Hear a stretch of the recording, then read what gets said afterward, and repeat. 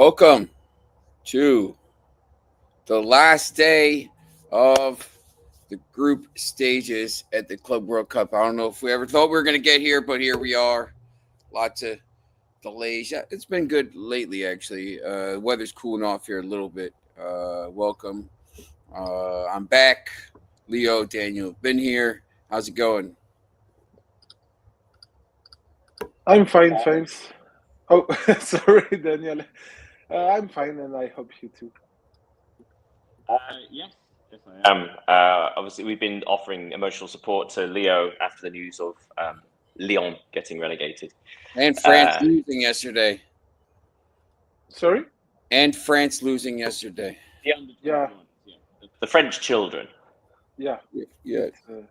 Sorry, but Lyon is more important at the moment. Yes. Interesting interesting contest yesterday. The early window was a little more strategic games, one goal in those. The second window, a lot of goals, a lot of red cards. Which window you want to start with, the late one or the early one? Should we start with the late one? Just because obviously there's a lot more to it. Look at Pedro's here already. How's it going, Pedro? Yeah, everything is fine. I'm glad to join on time.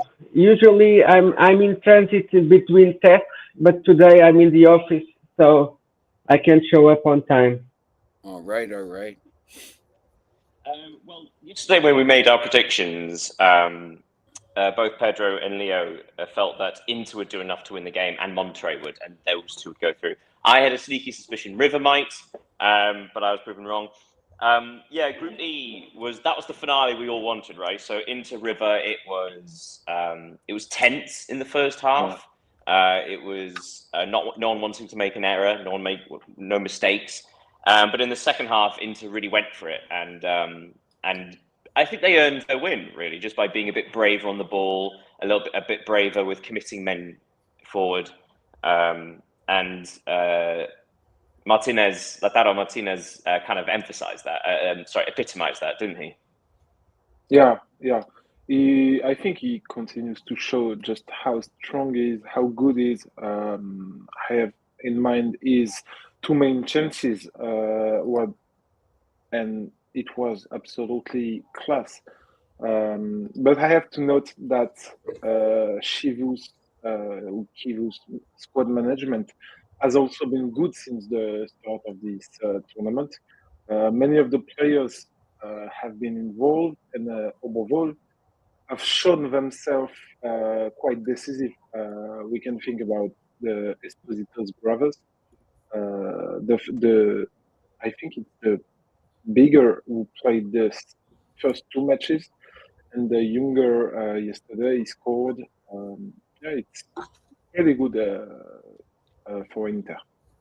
Yeah, I completely agree. Actually on Martinez, because obviously he hit the post in the 51st minute, although from a deflection, but it was his own good work that created that, right? So collecting it in the number 10 slot, not making a player to get into the box, that was fantastic. But hitting the post. He also had another chance a few minutes later, and he managed to get one-on-one with the goalkeeper, but didn't finish it. I think he should have had 3 or 4 goals in this tournament already that he hasn't scored. He has, even though he has scored, and one of them was an incredible goal. He has missed quite a few chances, but he does still get in the positions, and he does still create something out of nothing, which very few strikers are able to do. Yeah. And we can say that with Alvarez, Argentina just have 2 of the best strikers in the world.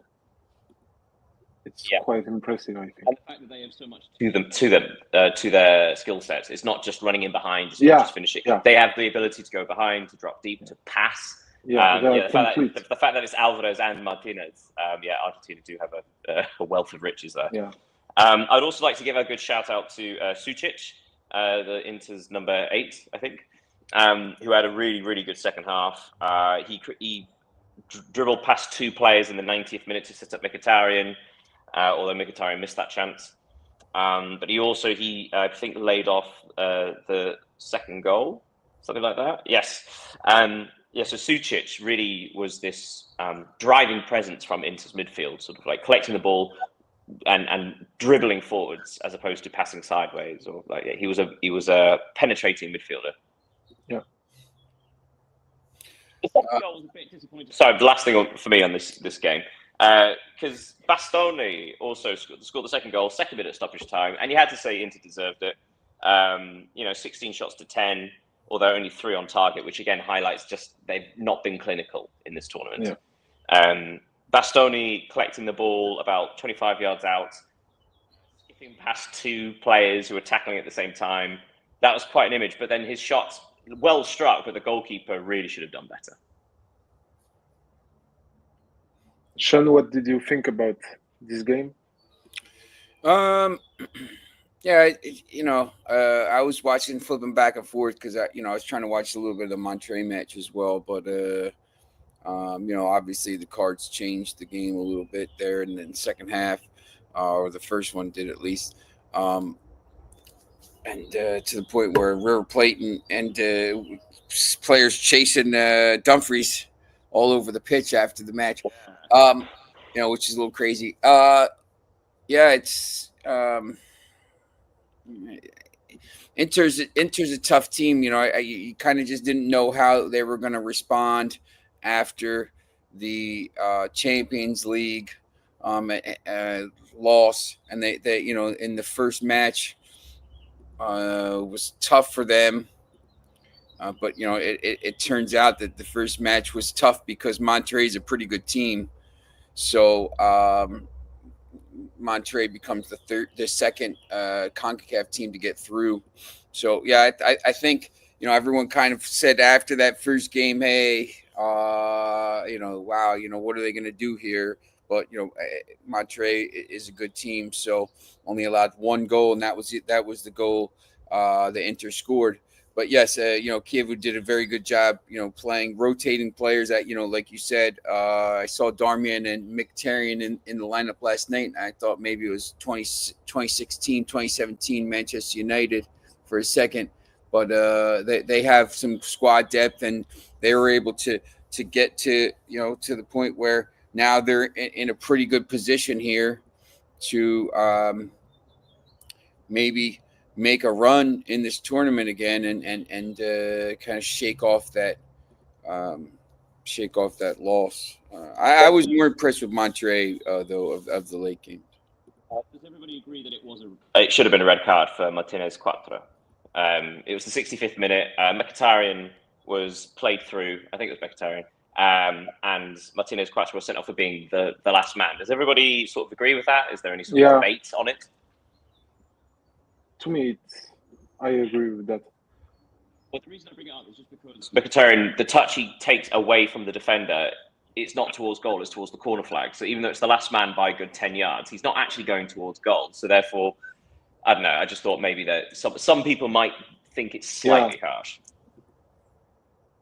But just to bounce back on what Sean said about the cards and everything, I think the images we saw at the end of the match, not necessarily of Acuna anger, because I think it's human to be. You can be angry after a game because it was a lot of tense and everything. But the images of the fans throwing objects at Dumfries, it just doesn't pay tribute to a great club like River. Yeah, I get your point. Although I would say that it's one thing having the aggression and the intensity in the match, and even at the end of the match, you could sort of stand in front of each other and let off steam. But to chase someone down the tunnel is not acceptable behaviour. So Acuna followed Dumfries, and credit to Dumfries, who didn't want to get shown another yellow card. He just left. He did the sensible thing. He just left, but he was being pursued by Acuna, and it took basically the entire backroom staff of River and some of Inter to actually stop. And it wasn't, again, we're not talking about a big team brawl here. This is one player chasing one player. So I just think, yes, the fans throwing things, that's completely unacceptable, and River might get in trouble for that. But also, set the tone of, okay, well, now the match has ended and you're going for sort of a personal vendetta. That's stoking the fire. I don't know if you guys have seen the news here in America, but there was a fan at a baseball game who said something to one of the players about his mom died in a car accident, and during a pitching change, he was out on the mound like crying, and his manager was consoling him, and like there's been this huge switch or the discussion all of a sudden about how the fans act at these games. This guy has been named, and now he's been banned from every stadium for Major League. He's never allowed in the games. But there's been this huge discussion in the last couple of days about like fan conduct, because it's real split. People are like, these players got to, they're making millions of dollars. They got to not be solved. And then people are like, you got to have a little humanity and not be a jerk all the time. So there's actually this huge discussion going on right now around kind of like the fan behavior, throwing stuff on the field, and obviously not the players. The stuff on the field is different, but just because you pay for a ticket doesn't mean you can go there and abuse the players, and maybe something will come from that. So I just thought that was interesting. Well, I mean, the debate For me, yes, these sports people get paid millions and millions and millions of whatever currency. But they are still human, and mental health is still a thing, right? So if you're poking somebody for the death of a mother, that basically makes you a disgusting person. Like, that doesn't matter how much money they get paid, that will affect you unless you're a psychopath. Something in the UK, I'm not sure if it's universal, but there's a thing called tragedy chanting, which has been banned. So most famously between, say, Liverpool and Manchester United fans, again, a small minority, but some would chant about the Hillsborough disaster, where 96 Liverpool fans died. And some Liverpool fans, again, minority, were chanting about the Munich air crash in 1958, where Manchester United players and staff died. Now, that's been banned, and fans that are caught doing that are banned from stadiums and so on and so on, which I think is perfectly acceptable, because you're choosing a nasty, inhuman thing to laugh about, which is completely unacceptable, regardless of how much money someone's on. And I actually, I mean, the fans have been amazing here. So, at this tournament. So, obviously don't want people to think like anything. I mean, they've been really, really good. So, everybody's had fun and all that. But Pedro, did you get a chance to watch that, or were you watching the other match? Yeah. I was waiting for my opportunity to talk. Regarding the Argentinian teams, they have issues with the discipline. I know Marcos Acuna for a long time because he played in Sporting, coming from racing, and he did the same. He did the same shit in Sporting. Okay, this kind of behavior, it's not new for me. And Sporting sold the player. It was an international Argentinian player. Sporting sold the player for the same price he bought, around 10 million, to Sevilla, to avoid this kind of situation. And now you see that we have four Brazilian teams in the next round of the tournament, and you have two good Argentinian teams who are already out. Both teams have issues with discipline, with red card, with bad conduct. It's not new for me. They need to change the chip. This doesn't take anywhere for Acuna or any other player who put the club in that position. It's not good for the game. It's not good for the teams and for them. I totally disagree. I know it's not you. I know. I love Marc Acuna when he played for Sporting, when he was young, coming from Racing. And unfortunately, we sold the player to Seville only for disciplinary reasons. Only for that. It was not the player value. The player value is excellent. Concerning the other question, just to finish, the other question, it's the behavior of the fans in American professional leagues. There's a rule that is very clear. If a fan interferes with the game, is ejected from the stadium.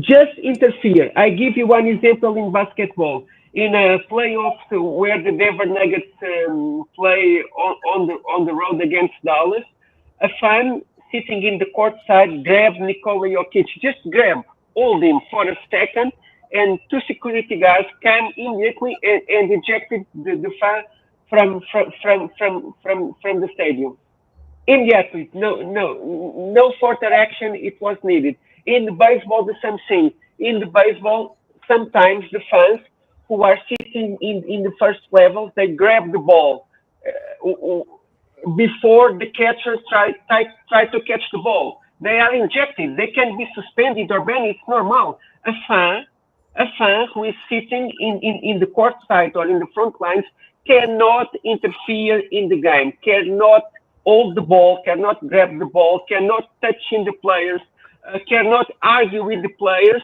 If they do that, they are automatically ejected from the court or from the stadium, whatever. And this pass a very bad image. The American professional leagues doesn't want that kind of behavior to be shown in television. To be banned, I think to be banned from a stadium, it's more serious. It's not something. It's not something that I think that the club can apply this kind of punishment, if not for very serious reasons. But American doesn't play with sports. America doesn't play with professional leagues. If the rules are broken, people are punished. It's how it works in America. Can I jump in quickly? So obviously we got a comment from Foxy saying yesterday was a normal day in Argentina, red cards galore. It made me just quickly check the Club World Cup statistics. I think that's the 10th red card of the tournament so far, despite the fact we've only had, it's just the group stage. And of the 10 red cards, 5 have been Argentinian teams. 2 for Boca, 3 for River. And they're both out. Yeah. But yeah, that does sort of highlight that. Yes, gosh, there have been a lot of red cards this tournament, haven't there? Yeah, I just thought I'd throw that up since someone mentioned it. Leo, what obviously now with the second match with Monterrey winning 4-0, CONCACAF is going to have 2 representatives through, which is more than Asia and Africa combined. And Argentina, because both those teams are out. There's a chance one African team gets through today, depending on results in those games. If Al Hilal wins, they have a good chance to get through. But this Monterrey team, I think, was really tough, and I've watched them a little bit, and they're gonna, they're gonna play against Dortmund, and I think that's a pretty interesting game. And what did you think about that game last night? Yeah, I agree with you. Even if I think the 3-0 half-time scoreline was a bit of a sham, because they scored 3 in the space of 10 minutes, I think, less than 10 minutes. The final result is just logical. Monterrey's strength is also the way in which none of their players shy away from putting in the effort. I looked at the statistics this morning, and I saw that 2 of the 5 players, Monterrey's players, to have won the most duels are forwards. So it says something about the mentality of the team. Moreover, I think we can talk about the goals scored in that game. Diosa's one, the first, was exceptional, but the goalkeeper, I don't know what he did, and I think Jesus Corona's one was extraordinary, maybe the goal of the tournament so far. So yeah, it was a really good game. Monterrey deserves their qualification, and Urawa unfortunately deserve to be out. Yes, I think that the some of the Asian teams. I mean, the games. There's been some interesting games and entertaining games, but just haven't been at that level. This Monterey team, I think, is Foxy. Look, listen, 100%. I was just about to say this. I think Monterey beats Dortmund. Or they definitely maybe. It's going to be a long fight, dragged out. Could be extra time, could be penalties. This team is really good. They have quality all over the pitch.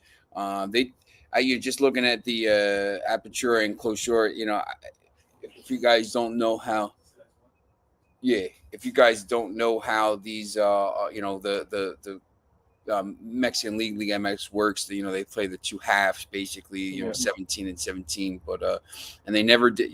They weren't great in those. Overall, they were pretty good, but in either season they weren't. But this team has a lot of quality, and I actually think that game against Dortmund is going to be really good. Obviously Sergio Ramos leading the way, and but they look, Cardoza and all these teams. They're a good team. I'm happy to see two CONCACAF teams get through. Inter and Monterrey, and I think it shows ahead of some of these other teams. Ahead of some of these other federations. Obviously, the Brazilian teams have done well as well. So it's good to see them go through, and I think both. Inter Miami, PSG, and Dortmund, Monterrey will be pretty good games next game. We'll talk. You just talked about Sergio Ramos. Yesterday, he was the player who has completed the most passes in the game with 103, I think, and 101 were successful. So it's important for a team like that to have a player of that. Not only charisma, but also leadership, experience, and everything. It's pretty cool he went there too. I think it's pretty cool. Sometimes these players go to, they go to, MLS has been popular in sometimes South America, but it's not as popular for it to go to the Mexican League, and it's a pretty exotic. It's a competitive league. Once again, I mean, a lot of these matches, if you watch the matches, and I'll watch them sometimes at night on the weekends. There's not a lot of games that are blowout or whatever. I mean, they're very competitive matches, and it's pretty good to watch. On that note, I'll let you guys finish the rest of this discussion. Why I got to go back to camp for the last day. So, but I'll be here tomorrow again. So all right. See you guys. Have a nice day. So actually, that's something I was about to bring up was the momentum of Monterrey. I think we were talking yesterday about the only issue we thought about Monterrey was if they could score as many goals as they needed in case the other match between River and Inter was a draw. Monterrey scored 3 times in 9 minutes, and it was such a whirlwind. Like you say, that first goal was so strange. I think it measured 37 yards, which is an enormous strike. But the keeper, as you mentioned, sort of just over dived, and actually it was a very central shot. It's quite a strange one to concede. But then only 4 minutes later, Bertarame, a very clever finish from the left side of the area. And then 5 minutes after that, Corona. That was a hell of a. Now, if the first one was lucky, that one was not. That one was. I'd made a note though that Uara did sort of something they never got to grips with the game was Monterrey's number 10.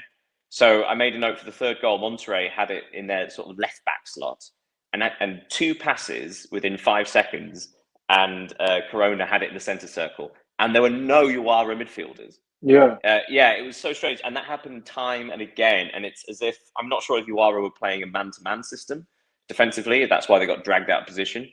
But it was far too easy for Monterrey, who dominated that centre, like I said, the centre part of the midfield. The number 10 just controlled the match, and not only Corona, Fimbres, who was his replacement later on. I think tactically they nailed it. They recognised the weakness in Uara, and yeah, and they used and they thought of something incredibly successful. Yeah, it's unusual to see two goals being scored like it was yesterday. So it says a lot of the lack of presence in Urera's midfield, I think. Absolutely, but also I would argue that because of the first goal, again, the nature of it was, I would argue it was a keeper mistake as opposed to a wonder goal, because it was relatively central. It's just the keeper lost the flight of the ball. But of course, that then encourages the strikers or the attackers, like, well, okay, well, clearly this is a thing, right? So maybe if that goal hasn't gone in, maybe Corona doesn't take on the shot for the third goal. But there was this great moment after that third goal in the 39th minute. The bench, it changed. It went from being sort of ecstatic and sort of inspired. And this is why I talk about momentum, right? Because in that 10-minute period after that third goal, the bench started celebrating properly, like sort of almost like relief. It was almost like they believed that was enough to go through, and it would have been. Had the other game finished a draw, that would have been enough to get Monterrey the way. So it's amazing. Sort of amazing how they achieved it in this frenzy of 10 minutes. Yeah, and it was well deserved in a part to win and in a second one to qualify, because I think Monterrey have shown since the start of the tournament they can compete with the best teams of it. So, and actually, you got to give them credit because Bertarami scored his second goal in the 7th minute of stoppage time. yeah. But again, it was a ball in from Monterrey's own half, and suddenly it was 5 against 3 for Monterrey. First of all, credit for them, like they're still attacking, they're still trying to get more goals to make sure that they're through, but also how easy it was to play through. Again, highlights the number 10 thing, right? But yeah, so obviously that ended that for Internazionale won the group with 7 points. Monterrey finished second on 5. River missed out on 4, and Uara finished without any points. Of course, now that was such an incredible finale to the group, really exciting. Contradicting earlier on when we had a bit of an anticlimax in Group F. Mamelodi Sundowns 0, Fluminense 0, Borussia Dortmund 1, Ulsan 0. So only one goal between the two matches. Let's talk about Mamelodi Sundowns, because that was we felt that Dortmund were going to win relatively comfortably. Yeah. And it did play out like that. Dortmund missed chances, but they won quite dominantly. But Mamelodi Sundowns, this was a missed opportunity. Yeah, of course. First, like Pedro said, 4 Brazilian teams took part in the competition, and all 4 of which qualified for the last 16. And they only conceded 1 defeat in the tournament. So I think in my opinion, Brazilian teams did good during this group stage. And as you said, yeah, it was a missed opportunity for Sundowns.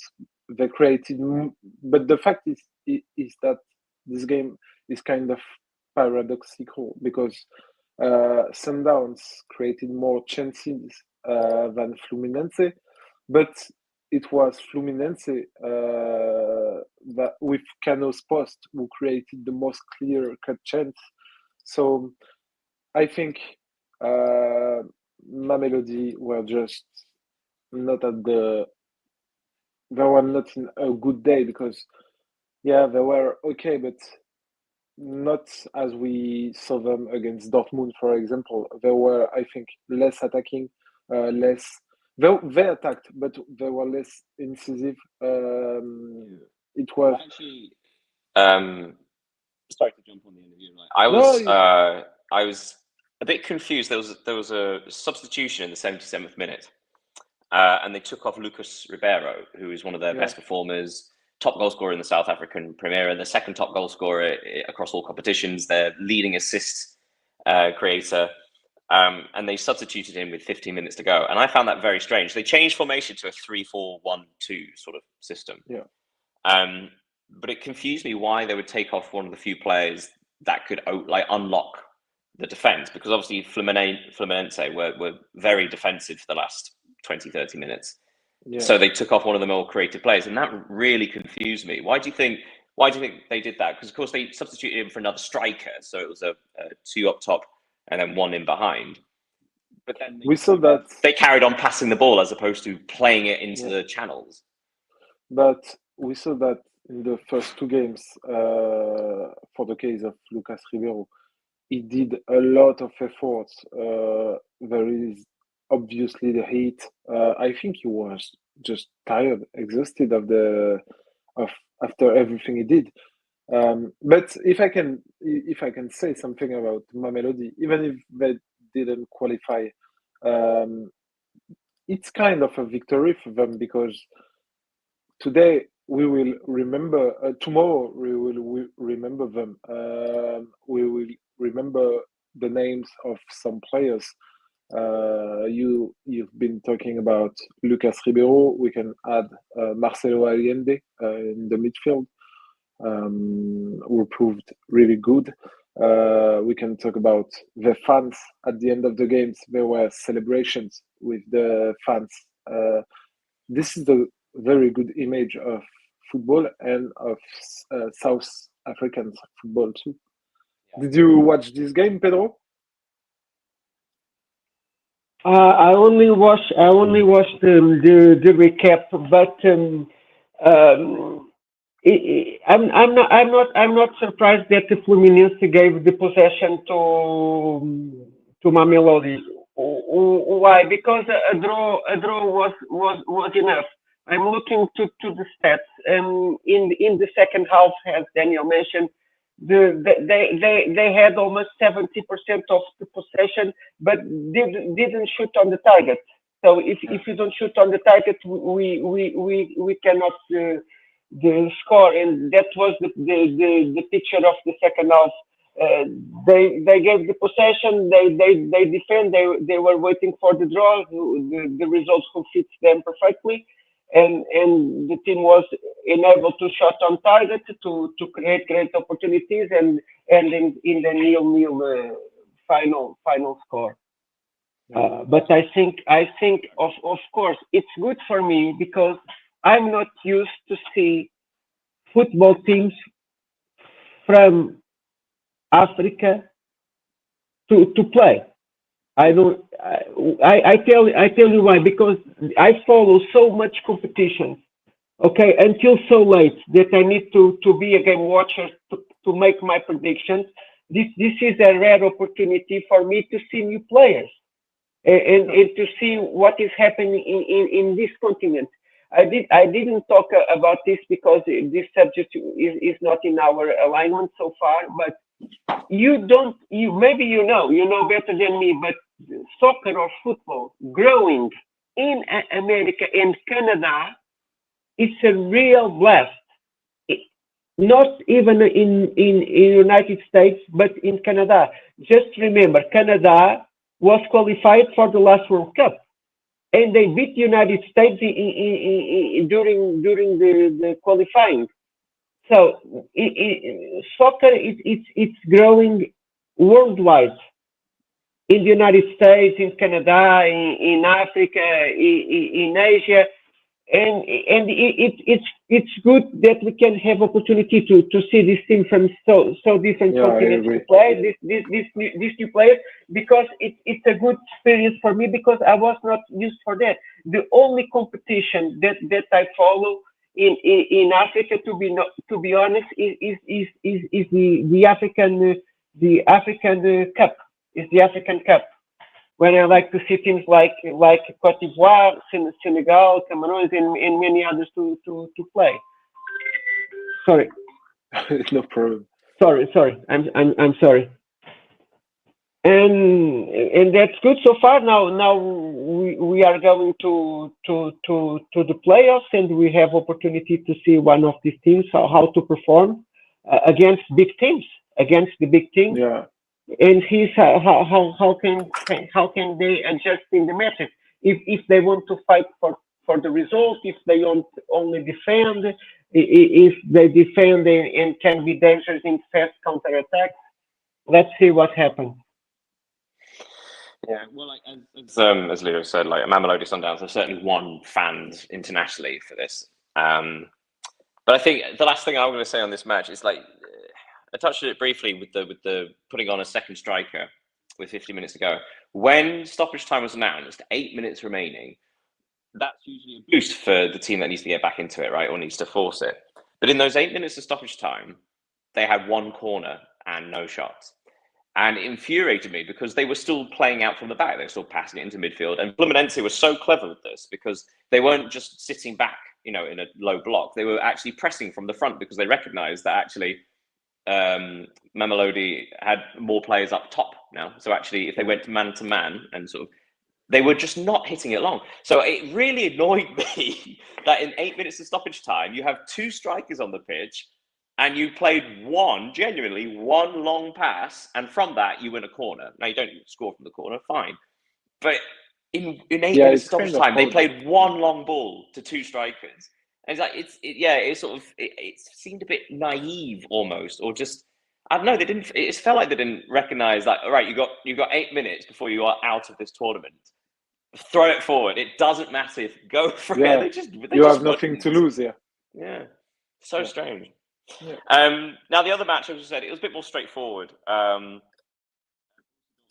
Ulsan 0. Although I should point out, Borussia Dortmund, as well as having 60% of possession, they had 28 shots, 11 of which were on target. I really want to give a shout out to Hyun Woo, the Ulsan goalkeeper, who made, I wrote them down, made 4 world-class saves. The first one against, 2 of them were against Jassi, one of which was against Gross in the 40th minute with this incredible save with his feet. There's one right at the end from Yang Kuto where he had to sort of launch and almost pull the ball from behind him. Yeah, what a performance from the goalkeeper from Ulsan. Yeah, I have to admit, I didn't really get into that match because we knew that Borussia would dominate Ulsan, and it was the case. They took 28 shots, created 25 occasions.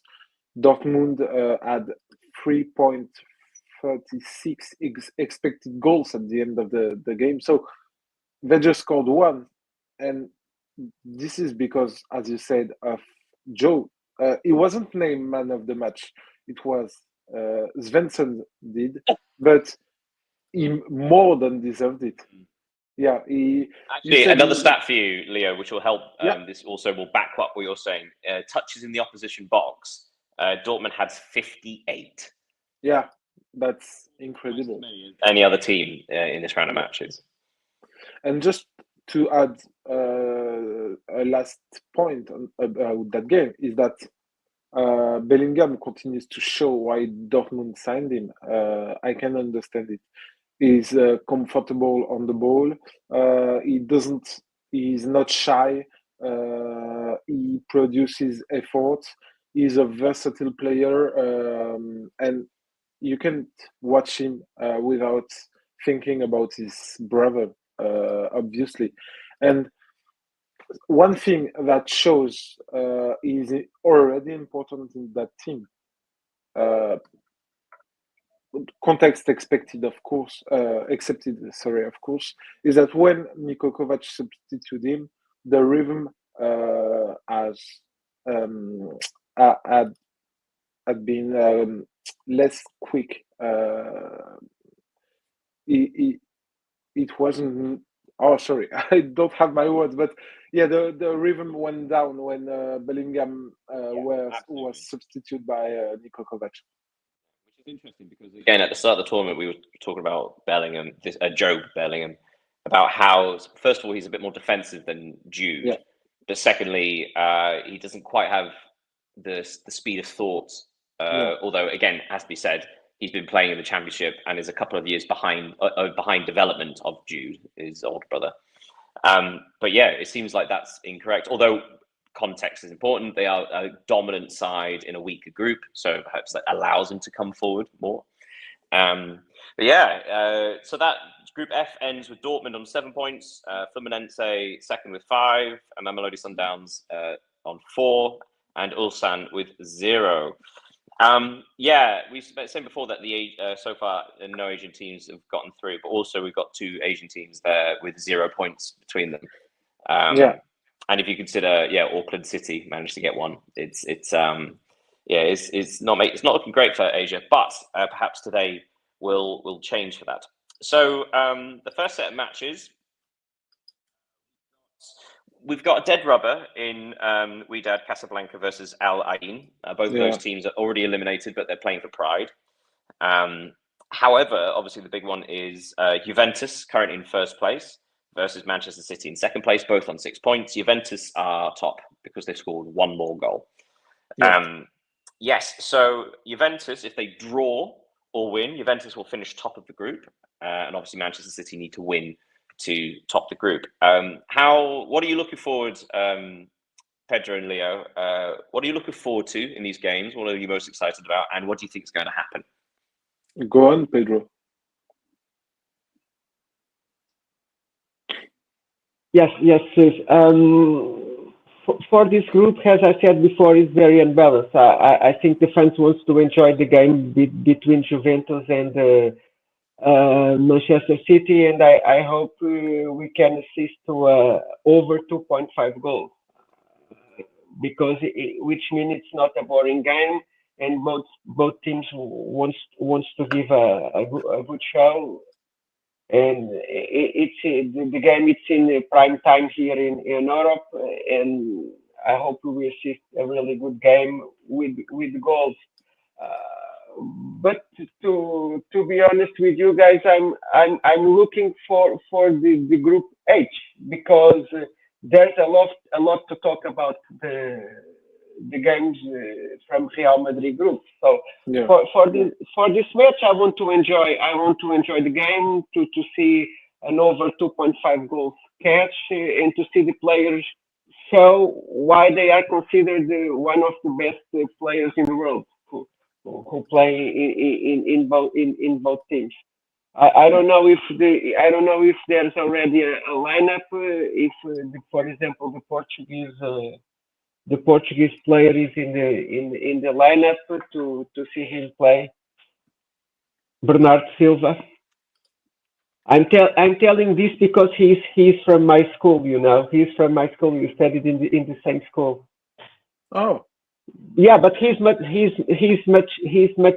younger than me. Just for curiosity, my colleague at the school, it was also an international player who played in 2000 years, who was a player called Abel Xavier. A tall guy. I don't know if you remember that player, Leo. But when was the Euro Cup? I think the semi-final between the France of Zinedine Zidane. It was the player who makes the penalty with the handball in the extra time. Do you remember? Okay. This? Yeah. Okay. I see. He used to play at. He played at Everton and Liverpool. I think no. I'm not sure. He played in Benfica. He played in Benfica many years, and in the national team. I'm just telling this because Lisbon it's a small town. It's 1 million citizens, but it's small. It's a small town because everybody who is in the stream know each other. It's not like Paris or London. Here in Lisbon, we know each other. We who are the stream know each other. If it is not from the school or from the college, it's from the sports center or from the clubs or from the courses or from the games. Whatever, guys. Okay. So Leo, yes. What are you looking forward to in these games, and what do you think is going to happen? I think it will be quite open because Manchester City and Juventus are, in my opinion, two of the best teams of the tournament so far. From what we have shown, not because of who they are.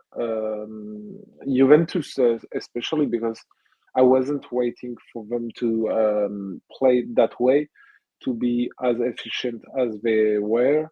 I'm obviously super excited to see Manchester City because of all of its qualities, all of its young talents, Cherki, obviously, but also when we talked about Echeverry, who scored a magnificent free kick on the last game against Alain. We talk about Oscar Bob. I want to see the connection between Erling Haaland and Ryan Cherki. We saw a glimpse of that on the sixth goal last game, but yeah, there are a lot of questions and a lot of intriguing points ahead of this game. Yeah, I think a couple of things to consider. Number one, as both teams have qualified already from this group, we could probably expect a certain amount of rotation, certainly from Manchester City, who are trying to get more minutes into new signings and players returning from injury. Juventus, and the other thing to consider would be kickoff, because I think it's a 3 o'clock kickoff in the States. So it's still going to be hot and it's going to be slower paced. Now, to be fair, both of these teams do tend to keep the ball and do tend to have like a slower build up. So the intensity won't quite be up there. I can't help but think that this sort of thing might play into Juventus's hands, who, first of all, again, just need to draw and they'll win the group. But also, Manchester City have shown themselves vulnerable to counterattacks over the entirety of the last season. But also, they've got new players coming in, and that takes time to build up those kind of defensive relationships and understandings. I think Manchester City could be vulnerable to counterattacks, which is what Juventus do pretty well. And I get the feeling that, I think this will be a draw. I think, Juventus's strengths are balanced with Manchester City's weaknesses. So I think it'll be a score draw, 1-1, 2-2, something like that. And of course, whoever wins the group will play the runner-up in Group H, which is the big thing. We're assuming Real Madrid will win Group H because they're currently top and they're playing Red Bull Salzburg in their final game. So you assume that Real Madrid would win. I think they're the strong favourites. So of course, Juventus, Man City, the possibility of avoiding Real Madrid in the next round. But also, if you win the group, you're in the top half of the draw for the next round, which is, as we've discussed before, the easier side of the draw. Part, so yes, big reasons for Juventus to go all out. So I'm predicting a score draw. And as I just mentioned, going on to the fixtures for Group H, yes, the big one. First place against second place, Real Madrid against Red Bull Salzburg, both on 4 points. But Al Hilal currently third on 2. So very similar to the situation we had with Inter, River and Monterrey, in that if Al Hilal beat Pachuca, who are currently without any points, if Al Hilal win that, they are through to the next round. Yeah. Do you think that will happen? You did with Monterrey. Do you think Al Hilal will do the same? Yeah, I think I have to tell you, and Pedro, I think you will follow me, but Al Hilal and Real Madrid will be in the round of 16. Usually I'm accurate on my predictions. That's why I'm a handicapper and not a sports commentator. I was checking the table and listen this. If Al Hilal wins and there is a draw in the Real Madrid match, will be 3 teams with 5 points, right? Yeah. And for the tiebreaker, the games between those teams doesn't count. There is no head-to-head. So if finish 5 points for all of them, so the tiebreaker, the next level is the goal difference.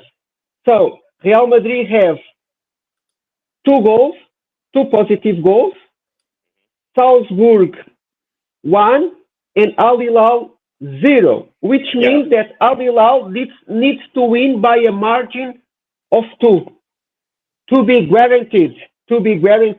Must win by a margin of 2, because if Al Hilal wins only by 1 goal, by 1-0, it means the goal difference is 1, and if a draw in another game, the goal difference in Salzburg will be 1. So the goal difference between Salzburg and Al Hilal will be 1. And we go to the goal scored, okay? and if it is the goal score, it's the same. We need to go to the last tiebreaker, who is the disciplinary points. And in disciplinary points, Salzburg has 2 yellows, 2 points. Al Hilal 3 yellows, 3 points. The 3 yellows they got in the end of Real Madrid match. With that confusion, in the end, they got 3 yellow cards in 5 minutes. So if if the game between the Real Madrid and Salzburg ended with a draw, you need to look to the tiebreaker, because all of them will have 5 points and things are very close. Real Madrid Real Madrid have the advantage to have goal difference better, 2 goals difference. So in this case, Real Madrid will always be qualified, always be qualified. If Real Madrid draws the matches, is always qualified, no matter the other game results. Yeah. Al Hilal needs to win by a margin of 2 to be guaranteed. If they And of win course, by 3, they will be qualified, no matter no, what. no, by 2 is enough. By 2 is enough, because the difference of goals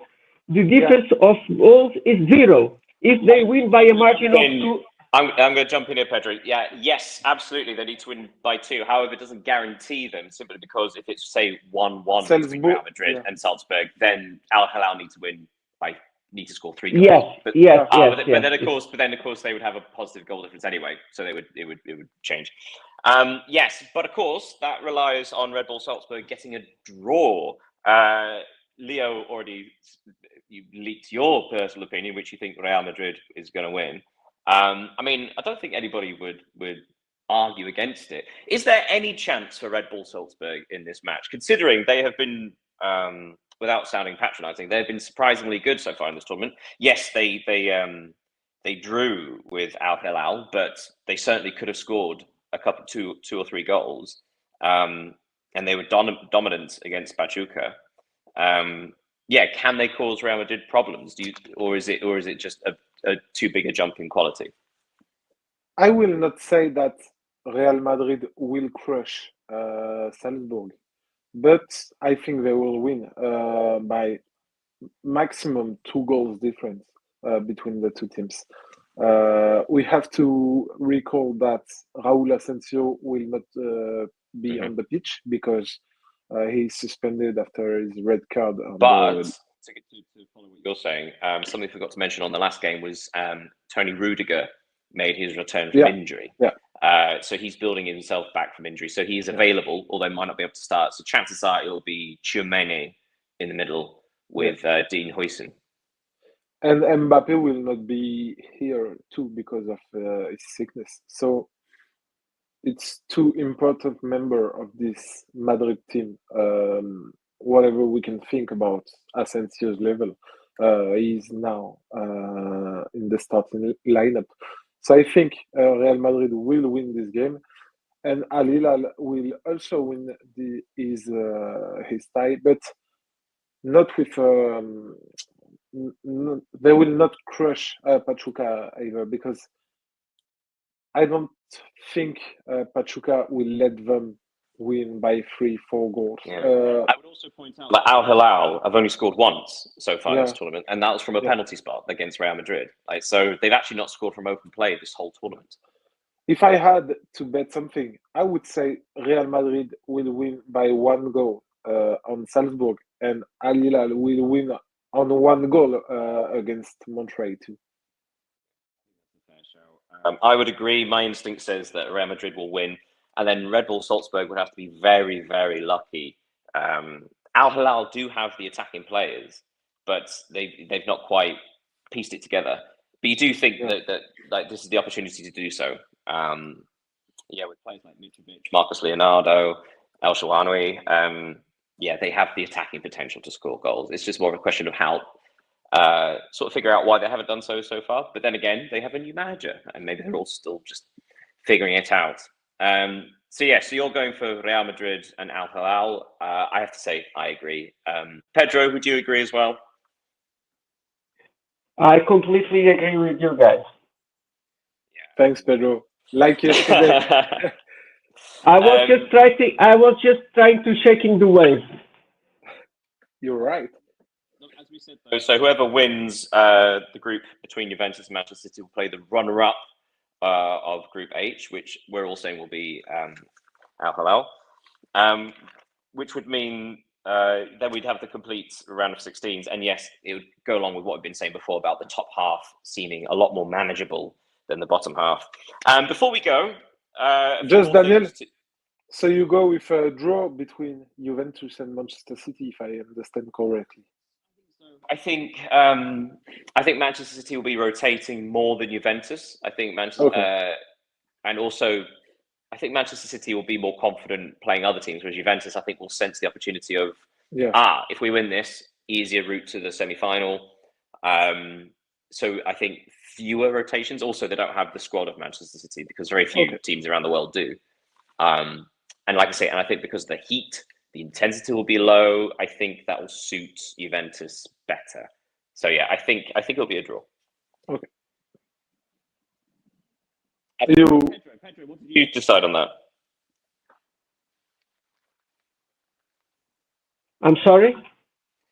Tell me. Give your opinion on the result between Juventus and Manchester City, because of course whatever result is determines who wins. No, I told you we agree and disagree. I said I'm expecting over 2.5 goals. You are expecting a draw 0-0 or 1-1. Am I right? 1-1, 2-2. Okay, just to finish an opinion about this. And I was thinking about the Argentinian teams, Boca and River Plate, but this applies to many other cases. When a team comes to a tournament with only 4 teams, they play 3 games. It's very important to win the game against the direct opponent and not a draw. That's what happens with the Boca and River. I think if they didn't draw that first matches, they could easily go through because they play well. They play well. So what I have seen from the previous rounds is the teams they didn't qualify, they didn't win the game with the direct opponent. The first game with the direct opponent, and that making a draw and then facing supposedly the best team of the group, they can cost the qualification. That's what I think. That's what I have seen before from good teams like Boca and Plate. They didn't go through because they didn't win the game with the direct. Sorry to jump in, Pedro. But one thing I think we're going to be doing tomorrow is having a quick roundup of not necessarily the entire group stage, but things that we've noticed from the group stage. And I think it'll be good to discuss that tomorrow, because also there are patterns with some of the teams finishing third, which again we'll talk about tomorrow. But obviously Atletico got eliminated on 6 points, which is quite rare. The fact that Mamelodi Sundowns and River both got eliminated having 4 points, which again it's sort of, we say the minimum you need to get out of the group is 4. So yeah, it's again slightly unfortunate. So yes, we can discuss that at length tomorrow. I think stuff that we've noticed from the group stage in general. But I wanted to bring up before we go, obviously the under-21 tournaments, the European under-21 tournament is still going on. The semi-finals were yesterday. Germany 2, France 0. Germany scored twice in the opening 17 minutes.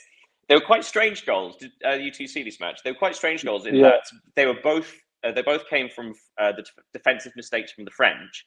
Yeah. But they were also quite lucky because the Germans sort of had a shot, it then rebounded back to a striker who then put it in the net. So they're quite unusual goals. If I can just say one sentence about the game, is that we understood why Germany had scored 12 goals in 4 games before facing France. They're an attacking threat, a permanent attacking threat. They got some really good players, but it's kind of they scored 3. They could have scored more, of course, but it's kind of a little miracle that they didn't get a goal against them, because France had the chances too. So, and really, really good chances. I have in mind a header from Tierno Barry, who had a lot of occasions. He almost scored there. Then he had a cross into the box. The ball passed that away from his foot. So Francis had the chances, but it was not sufficient. Although it's always conflicting when I forget the name of their star striker who scored so many goals. Voltemade. But isn't he 23? Yeah. In an under 21 tournament. Yeah. So long as you are 21 or under at the start of the cycle of qualification, then you can. So you have a 23-year-old who, I have to say, he's tall as well. So like this young man among we have Ethan Nwaneri playing for England who's 17. So that's a 6-year difference. That's significant in just physical development. I always find that quite unusual when you have players who are 23 playing in these tournaments, because they're regularly playing professional football at the highest levels now. But of course, the other semi-final, England against the Netherlands, finished 2-1 to England after a brace from Harvey Elliott. I wanted to mention this, first of all, because of how good the second goal was, if you saw it. Collecting it sort of right of the area, 30 yards out, dribbling past one player, driving into the space, excellent finish from the edge of the box. Now, Harvey Elliott it's been rumoured that he's going to be leaving Liverpool this year because he just can't get the game time. I am shocked there's not more of a clamour for his signature, because, well, I mean, he's still so young, he's clearly gifted, and he wants to move away. So I'm surprised no one wants to buy him, because he's clearly got the talent. Yeah, that's what I was going to say. I look forward to see what he's going to be his future, because he's a player that is too strong to play for bottom team, Premier League bottom team, but he's not that strong to play in Liverpool midfield. And I think in his position, he can't only be a substitute at his age with his talent. He needs to play a starting role. Yeah, I completely agree. And I think part of it is, first of all, he's quite diminutive. So he's I think 5'5", so he's fairly short. So he's not necessarily your classic central midfielder. No. Nor does he have the strength for that. But he does seem to be either a number 10 or like coming on off the right, that sort of player. Being a Newcastle fan, I bring this up every episode now. They're looking for a right winger. And I was just thinking, Newcastle tend to play more with a right footer on the right wing, so someone that actually goes. But I was just thinking that what an option that would be to have a left footer on the right to come inside, give you that different option.